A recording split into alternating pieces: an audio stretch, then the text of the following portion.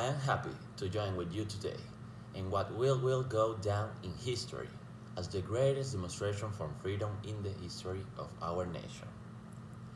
Five scores years ago, a great American, in whose symbolic shadows we stand today, signed the Emancipation Proclamation.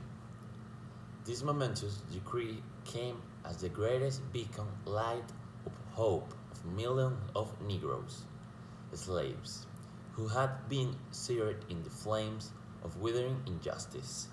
It came as a joyous daybreak to end the long night of their capability. But 100 years later, the Negro is still not free.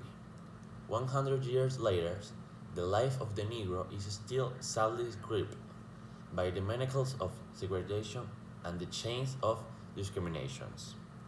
100 years later, the Negro lives on a lonely island of poverty in the midst of vast ocean of material prosperity.